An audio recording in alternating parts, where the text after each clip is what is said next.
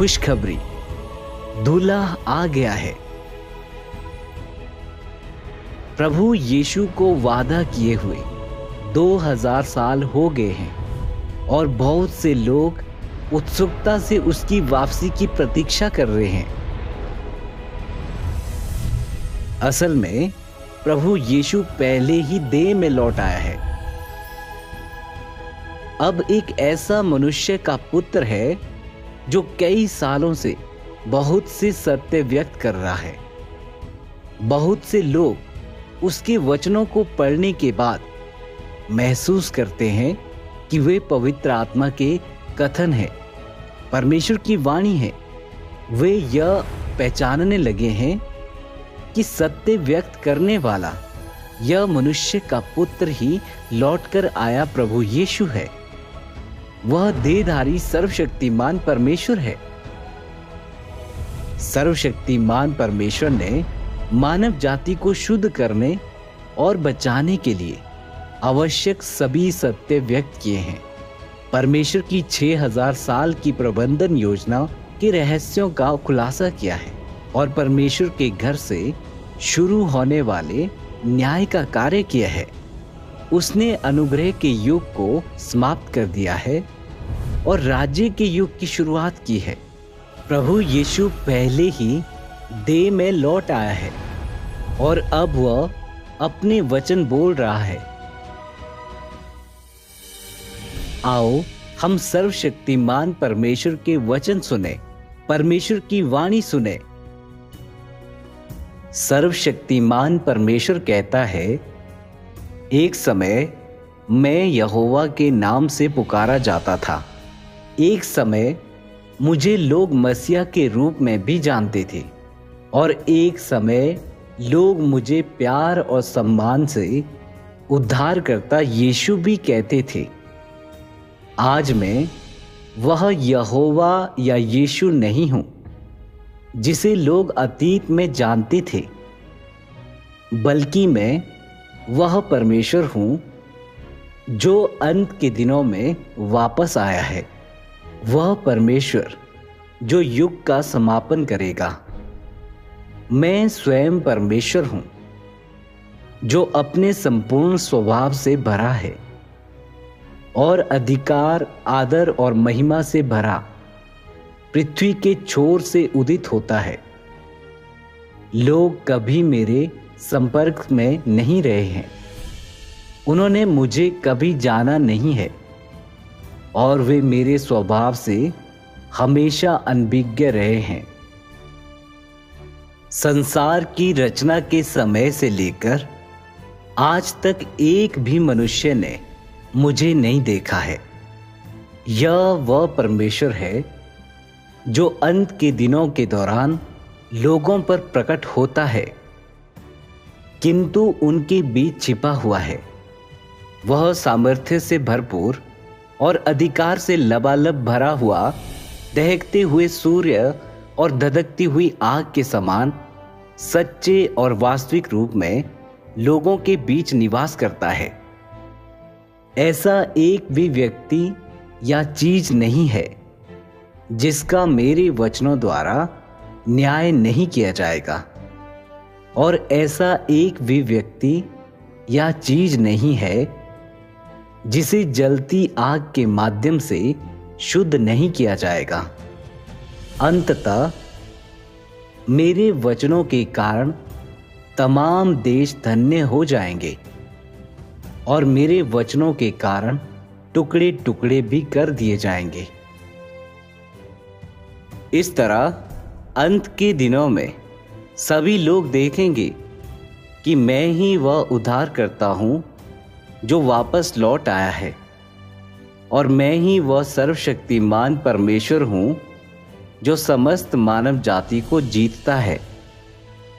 और सभी देखेंगे कि मैं ही एक बार मनुष्य के लिए पाप बलि था, किंतु अंत के दिनों में मैं धधकते सूर्य की ज्वाला बन गया हूं जो सभी चीजों को जला देती है, और साथ ही मैं धार्मिकता का सूर्य बन गया हूं जो सभी चीजों को प्रकट कर देता है। यह मेरा अंत के दिनों का कार्य है। मैंने इस नाम को इसलिए अपनाया और यह स्वभाव इसलिए धारण करता हूँ ताकि सभी लोग देख सकें कि मैं धार्मिक परमेश्वर हूँ, दहकता हुआ सूर्य हूँ और धधकती हुई ज्वाला हूँ, और ताकि सभी मेरी एक सच्चे परमेश्वर की आराधना कर सकें और ताकि वे मेरे असली चेहरे को देख सकें। मैं केवल इज़राइलियों का परमेश्वर नहीं हूँ और मैं केवल छुटकारा दिलाने वाला नहीं हूँ, बल्कि मैं समस्त आकाश, पृथ्वी और महासागरों के सारे प्राणियों का परमेश्वर हूँ। पूरे ब्रह्मांड में मैं अपना कार्य कर रहा हूँ और पूर्व में भारी गर्जनाएं निरंतर जारी हैं और सभी राष्ट्रों और संप्रदायों को झकझोर रही हैं।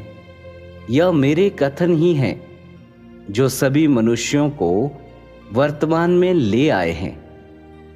मैं अपने कथनों से सभी मनुष्यों को जीत लेता हूँ, उन्हें इस धारा में बहाता हूँ और उनसे अपने आगे आत्मसमर्पण करवाता हूँ, क्योंकि मैंने बहुत पहले पूरी पृथ्वी से अपनी महिमा वापस लेकर उसे नए सिरे से पूर्व में जारी किया है। भला कौन मेरी महिमा देखने के लिए लालायित नहीं होता?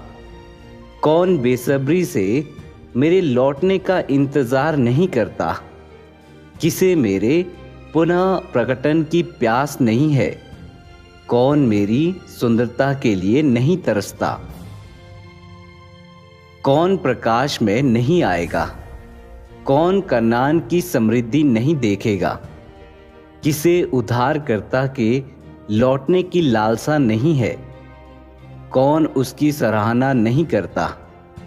जिसके पास महान सामर्थ्य है, मेरे कथन पूरी पृथ्वी पर फैल जाएंगे। मैं अपने चुने हुए लोगों के सामने आकर और अधिक बोलूँगा और वचन सुनाऊंगा। जैसे शक्तिशाली गर्जन पर्वतों और नदियों को हिला देता है, मैं अपने वचन पूरे ब्रह्मांड के लिए और मानव जाति के लिए बोलता हूँ। इस प्रकार मेरे मुंह से निकले वचन मनुष्य का खजाना बन गए हैं और सभी मनुष्य मेरे वचनों को संजोते हैं। बिजली पूर्व से चमकते हुए दूर पश्चिम तक जाती है। मेरे वचन ऐसे हैं कि मनुष्य उनसे अलग होने से कतराता है और वे मनुष्य के लिए अथाह भी हैं, और इससे भी अधिक इनके कारण मनुष्य आनंद का अनुभव करते हैं। नवजात शिशुओं की तरह सभी मनुष्य खुशी और आनंद से भरे हैं और मेरे आगमन का जश्न मनाते हैं। अपने कथनों के माध्यम से मैं सभी मनुष्यों को अपने समक्ष ले आऊंगा। उसके बाद मैं औपचारिक रूप से मनुष्यों के बीच प्रवेश करूंगा और यह सुनिश्चित करूंगा कि वे मेरी पूजा करने आए। मुझसे प्रसारित होती महिमा और मेरे मुंह से निकले वचनों से मैं ऐसा करूंगा कि सभी मनुष्य मेरे समक्ष आए और देखें कि बिजली पूर्व से चमकती है और मैं पूर्व में जैतून के पर्वत पर उतर चुका हूँ और मैं बहुत पहले से पृथ्वी पर आ चुका हूँ और मैं अब यहूदियों का पुत्र नहीं हूँ बल्कि पूर्व की बिजली हूँ, क्योंकि बहुत पहले मेरा पुनरुत्थान हो चुका है और मैं मनुष्यों के बीच से जा चुका हूँ और फिर अपनी महिमा के साथ लोगों के बीच पुनः प्रकट हुआ हूँ।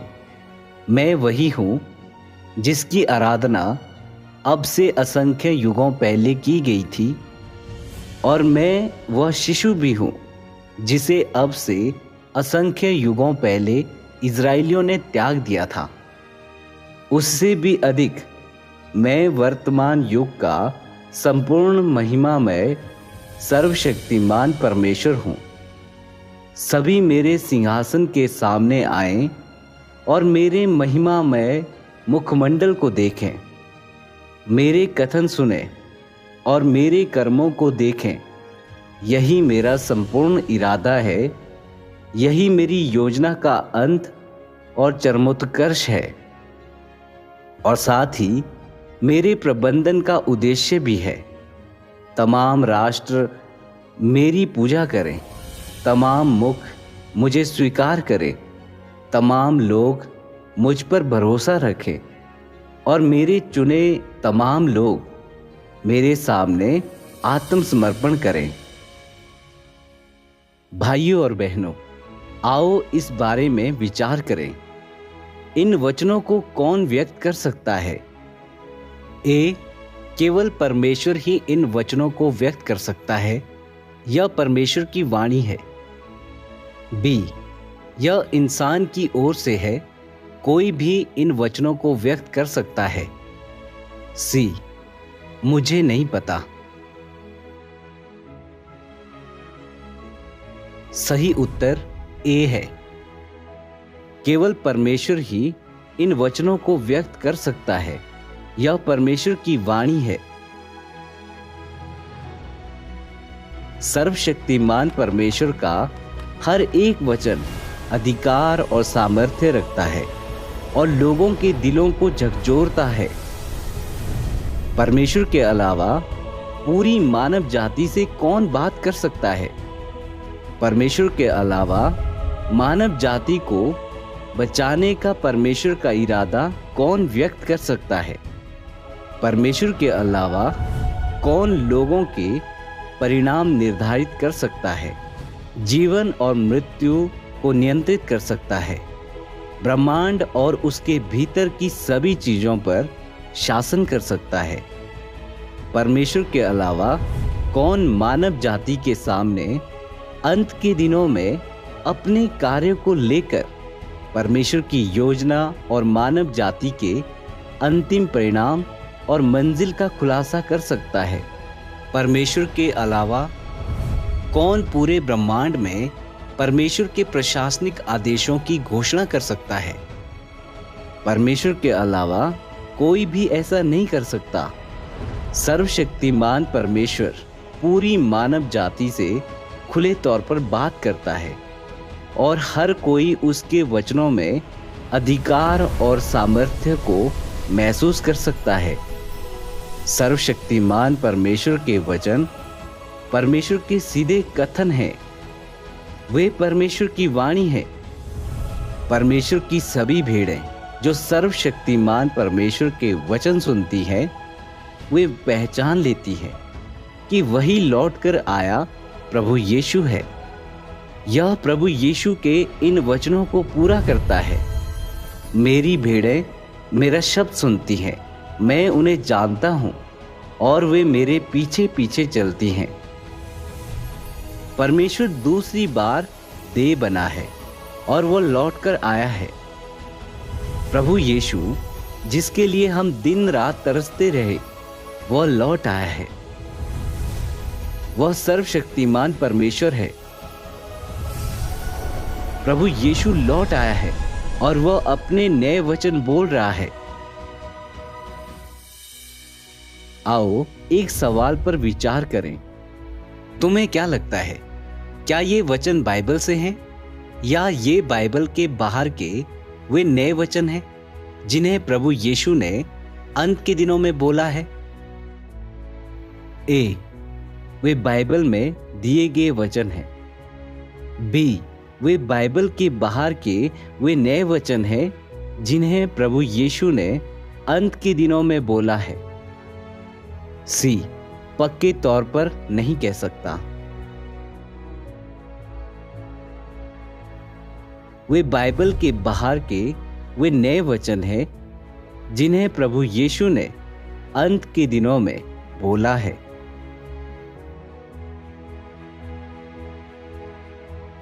ये अंत के दिनों में सर्वशक्तिमान परमेश्वर द्वारा व्यक्त किए गए नए वचन हैं ऐसे वचन जो पहले बाइबल में दर्ज नहीं थे। असल में अंत के दिनों में प्रभु यीशु पहले ही देह में लौट आया है। उसने प्रकाशित वाक्य की पुस्तक में भविष्यवाणी की गई मुहरबंद पुस्तक को खोल दिया है और इन भविष्यवाणियों को पूरा किया है।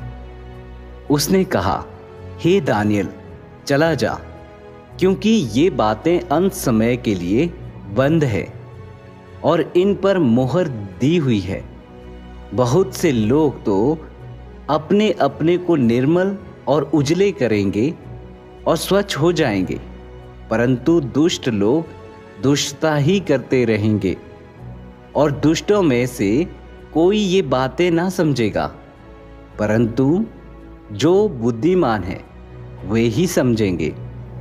जो सिंहासन पर बैठा था, मैंने उसके दाहिने हाथ में एक पुस्तक देखी जो भीतर और बाहर लिखी हुई थी और वह 7 मुहर लगाकर बंद की गई थी।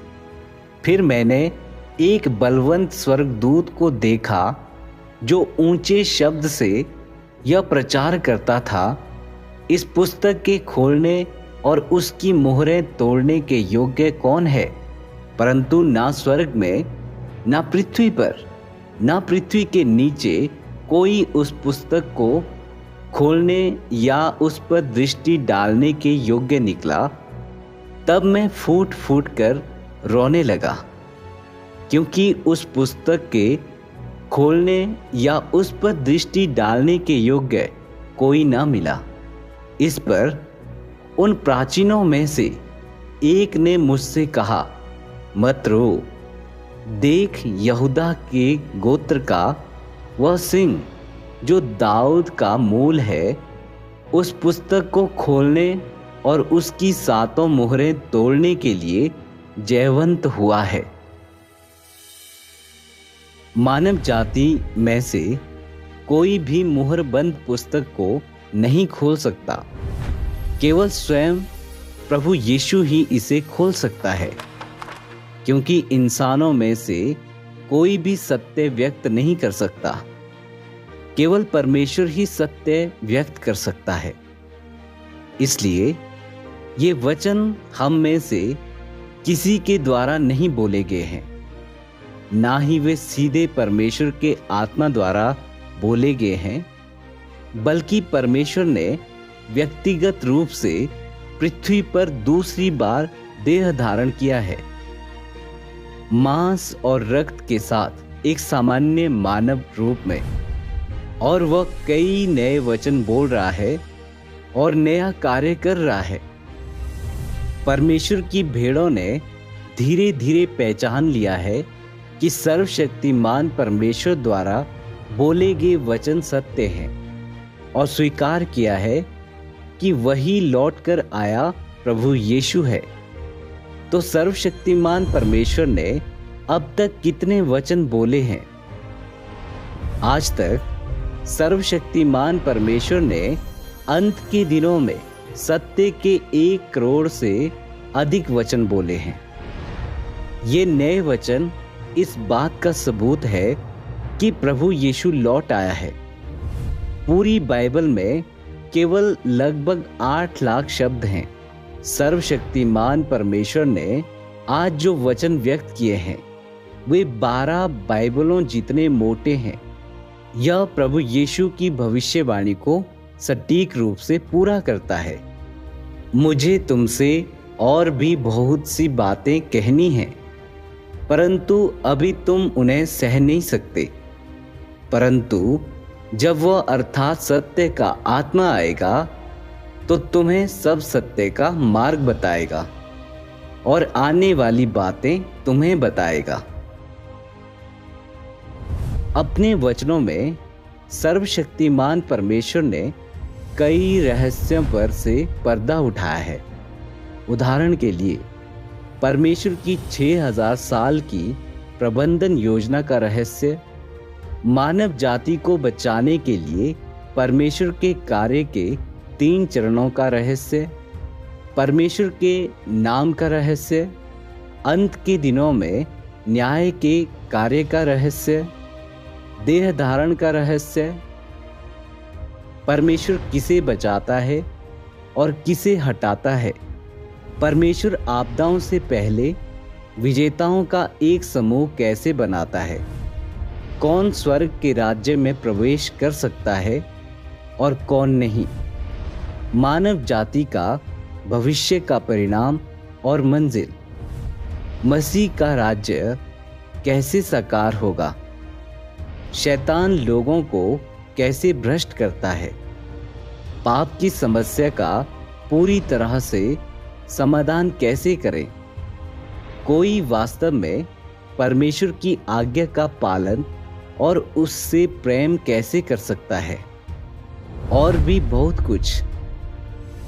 ये रहस्य ना केवल हमें यह बताते हैं कि अतीत में क्या हुआ, बल्कि यह भी समझाते हैं कि परमेश्वर अब क्या कार्य कर रहा है और भविष्य में क्या पूरा करेगा।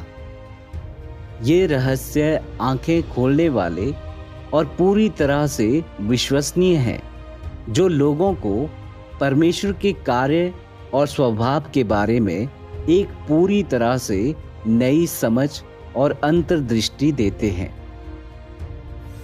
यह बाइबल की भविष्यवाणी को सटीक रूप से पूरा करता है। परंतु हे दानियल, तो इस पुस्तक पर मुहर करके इन वचनों को अंत समय तक के लिए बंद रख। बहुत से लोग पूछ पाछ और ढूंढ ढांड करेंगे और इससे ज्ञान बढ़ भी जाएगा। कुछ लोग पूछ सकते हैं, हम यह कैसे सुनिश्चित कर सकते हैं कि सर्वशक्तिमान परमेश्वर ही वह प्रभु यीशु है जो लौटकर आया है।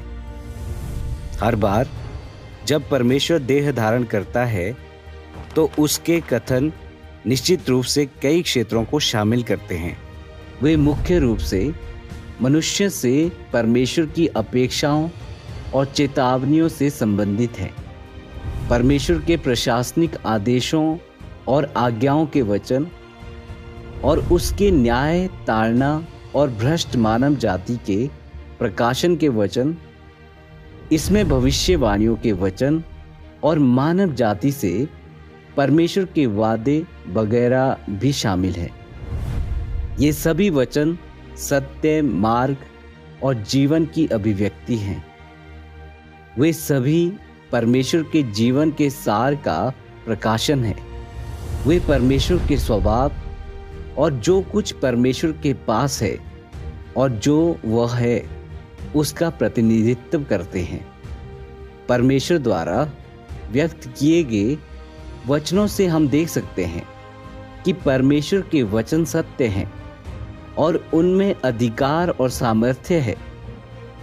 इस प्रकार अगर तुम यह निर्धारित करना चाहते हो कि सर्वशक्तिमान परमेश्वर द्वारा व्यक्त किए गए वचन परमेश्वर की वाणी है या नहीं, तो तुम प्रभु यीशु के वचनों और सर्वशक्तिमान परमेश्वर के वचनों की तुलना कर सकते हो और देख सकते हो कि क्या वे एक ही आत्मा द्वारा व्यक्त किए गए वचन हैं, क्या वे एक ही परमेश्वर द्वारा किए गए कार्य हैं।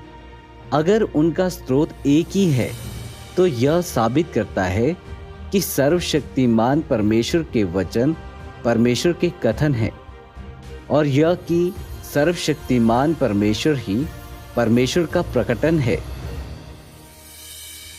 सबसे पहले हम मनुष्यों के लिए परमेश्वर की अपेक्षाओं और चेतावनियों के वचनों पर गौर करेंगे। प्रभु यीशु ने कहा था, मन फिराओ क्योंकि स्वर्ग का राज्य निकट आया है। धन्य हैं वे जो मन के दीन हैं, क्योंकि स्वर्ग का राज्य उन्हीं का है।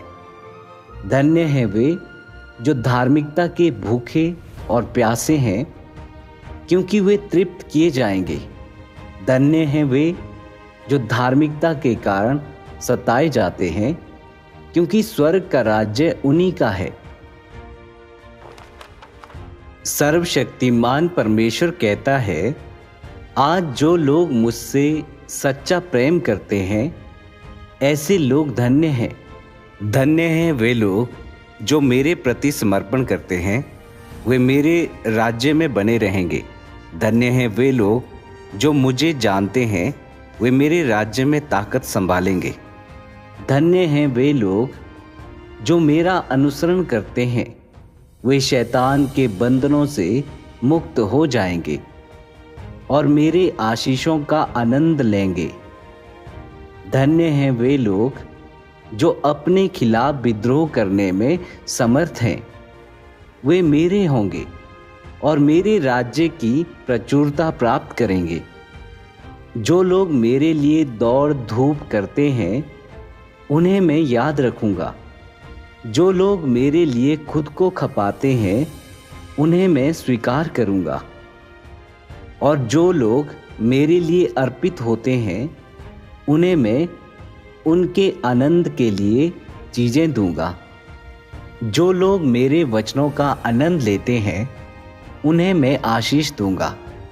वे मेरे राज्य में शहतीर थामे रखने वाले स्तंभ होंगे। वे मेरे घर में बेजोड़ प्रचुरता का आनंद लेंगे और कोई भी उनसे मुकाबला नहीं कर सकेगा। प्रभु यीशु और सर्वशक्तिमान परमेश्वर द्वारा दी गई चेतावनियों और अपेक्षाओं से हम मानवता के लिए परमेश्वर की अपेक्षाएं देख सकते हैं। परमेश्वर ईमानदार लोगों को महत्व देता है और जो लोग सच्चे मन से उसके लिए खुद को खपाते हैं, उन्हें आशीष देता है। हम मानव जाति के लिए परमेश्वर की गहरी देखभाल और उद्धार के भी साक्षी हैं।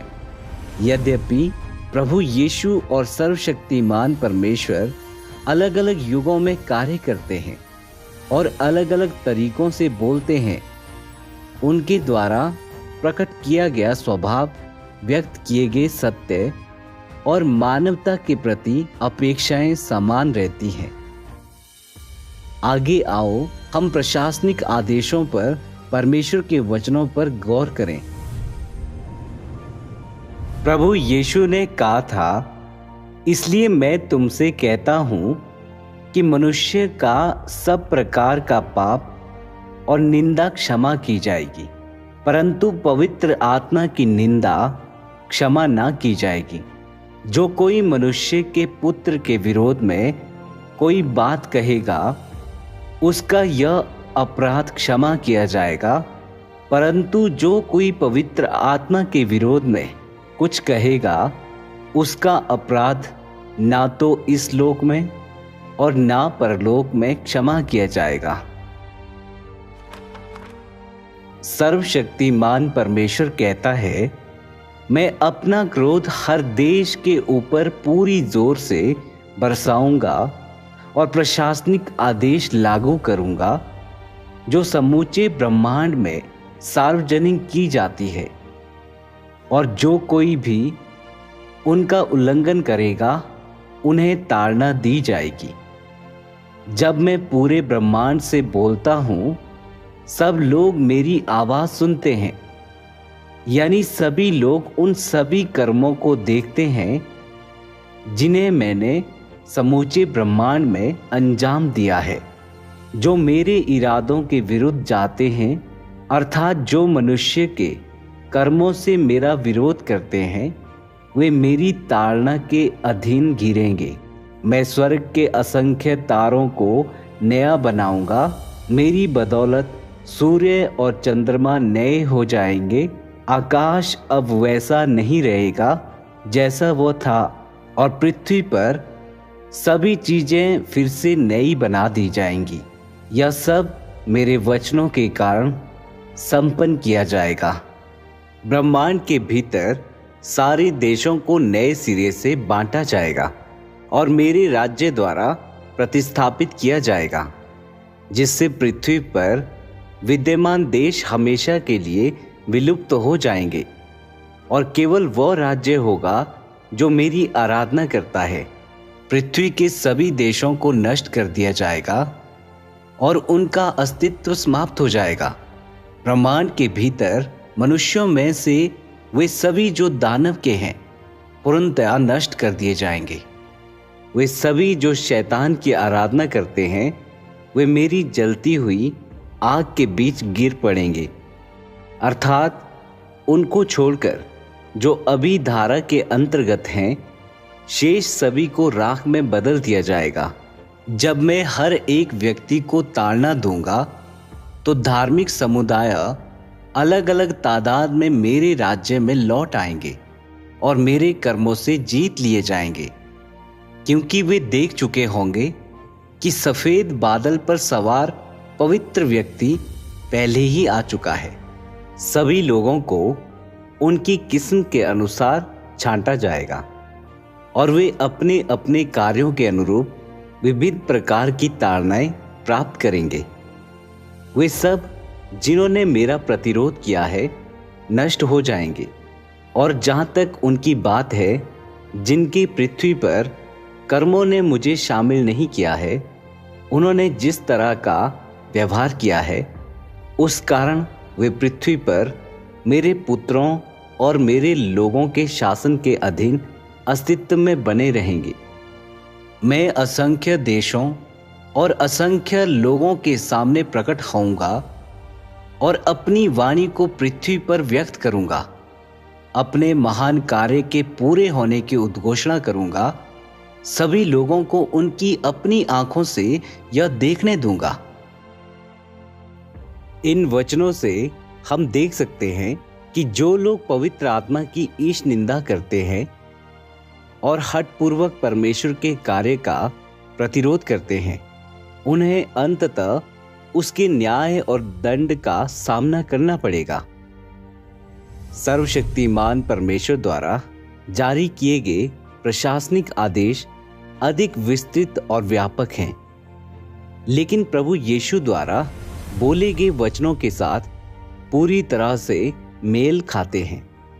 वे सभी सृष्टिकर्ता के रूप में परमेश्वर की अनूठी पहचान और उसके पवित्र सार और धार्मिक स्वभाव को प्रकट करते हैं, जिसे नाराज नहीं किया जा सकता। आगे आओ हम न्याय, ताड़ना और मानवता की भ्रष्टता के प्रकाशन से संबंधित परमेश्वर के वचनों पर गौर करें। प्रभु यीशु ने कहा था, हे कपटी शास्त्रियों और फरीसियों, तुम पर हाय, तुम मनुष्यों के लिए स्वर्ग के राज्य का द्वार बंद करते हो, ना तो स्वयं ही उसमें प्रवेश करते हो और ना उसमें प्रवेश करने वालों को प्रवेश करने देते हो। हे कपटी शास्त्रियों और फरीसियों, तुम पर हाय, तुम एक जन को अपने मत में लाने के लिए सारे जल और थल में फिरते हो, और जब वह मत में आ जाता है तो उसे अपने से दूना नारकीय बना देते हो। सर्वशक्तिमान परमेश्वर कहता है, बहुत सारे लोग मुझ में विश्वास करते हैं ताकि हो सकता है मैं उन्हें चंगा कर दूं। बहुत सारे लोग मुझ में विश्वास करते हैं ताकि हो सकता है मैं उनके शरीर से अशुद्ध आत्माओं को निकालने के लिए अपनी शक्ति का इस्तेमाल करूं। और बहुत से लोग मुझसे बस शांति और आनंद प्राप्त करने के लिए मुझ में विश्वास करते हैं। बहुत से लोग मुझसे सिर्फ और अधिक भौतिक संपदा मांगने के लिए मुझ पर विश्वास करते हैं। बहुत से लोग मुझसे सिर्फ इस जीवन को शांति से गुजारने और आने वाले संसार में सुरक्षित और स्वस्थ रहने के लिए मुझ पर विश्वास करते हैं। बहुत से लोग केवल नरक की पीड़ा से बचने के लिए और स्वर्ग के आशीष प्राप्त करने के लिए मुझ पर विश्वास करते हैं। बहुत सारे लोग केवल अस्थायी आराम के लिए मुझ में विश्वास करते हैं, फिर भी आने वाले संसार में कुछ भी हासिल करने का प्रयास नहीं करते। जब मैं लोगों पर अपना क्रोध उतारता हूं और कभी उनके पास रही सारी सुख शांति छीन लेता हूँ तो मनुष्य शंकालु हो जाता है। जब मैं मनुष्य को नरक का कष्ट देता हूँ और स्वर्ग के आशीष वापस ले लेता हूँ, वे क्रोध से भर जाते हैं। जब लोग मुझसे खुद को चंगा करने के लिए कहते हैं और मैं उन पर ध्यान नहीं देता और उनके प्रति अत्यधिक घृणा महसूस करता हूँ, तो लोग मुझे छोड़कर चले जाते हैं और बुरी दवाइयों तथा जादू टोने का मार्ग खोजने लगते हैं। जब मैं मनुष्य द्वारा मुझसे मांगी गई सारी चीजें वापस ले लेता हूं, तो वे बिना कोई निशान छोड़े गायब हो जाते हैं। इसलिए मैं कहता हूं कि लोग मुझ पर इसलिए विश्वास करते हैं क्योंकि मेरा अनुग्रह अत्यंत विपुल है और क्योंकि बहुत अधिक लाभ प्राप्त किए जा सकते हैं।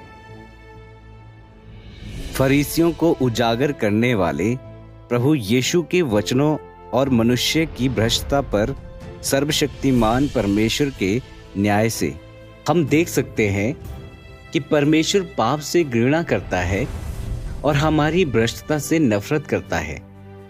हम उसके धार्मिक और पवित्र स्वभाव को भी देख सकते हैं और वह हमारे दिलो दिमाग की जांच करता है और हमारी भ्रष्टता को बहुत अच्छी तरह से जानता है। आगे आओ हम मानवता से किए गए वादे से संबंधित परमेश्वर के वचनों पर गौर करें। देख, परमेश्वर का डेरा मनुष्यों के बीच में है। वह उनके साथ डेरा करेगा और वे उसके लोग होंगे और परमेश्वर आप उनके साथ रहेगा और उनका परमेश्वर होगा। वह उनकी आंखों से सब आंसू पोंछ डालेगा और इसके बाद मृत्यु ना रहेगी और ना शोक, ना विलाप, ना पीड़ा रहेगी। पहली बातें जाती रही। सर्वशक्तिमान परमेश्वर कहता है, मेरे वचन ज्यों ज्यों पूर्ण होते हैं, पृथ्वी पर धीरे धीरे राज्य बनता जाता है और मनुष्य धीरे धीरे सामान्यता की ओर लौटता है और इस प्रकार पृथ्वी पर वह राज्य स्थापित हो जाता है जो मेरे हृदय में है। राज्य में परमेश्वर के सभी लोग सामान्य मनुष्य का जीवन पुनः प्राप्त कर लेते हैं। पाले वाली शीत ऋतु विदा हुई, उसका स्थान वासंती नगरों के संसार ने ले लिया है, जहां पूरे साल बाहर रहती है। लोगों के सामने अब मनुष्य का निसार संसार नहीं रह गया है और ना ही वे मनुष्य के संसार की ठंडी सिहरन सहते हैं। लोग एक दूसरे से लड़ते नहीं हैं, देश एक दूसरे के विरुद्ध युद्ध में नहीं उतरते हैं। नरसंहार अब और नहीं है और ना वह लहू जो नरसंहार से बहता है। सारे भूभागों में प्रसन्नता छाई है और हर जगह मनुष्यों की आपसी गर्माहट से भरी है। प्रभु यीशु और सर्वशक्तिमान परमेश्वर के वादे मानवता के लिए परमेश्वर के प्रेम को प्रकट करते हैं। साथ ही मानव जाति की नियति और पूरी सृष्टि पर उसके अधिकार और सामर्थ्य को भी प्रकट करते हैं।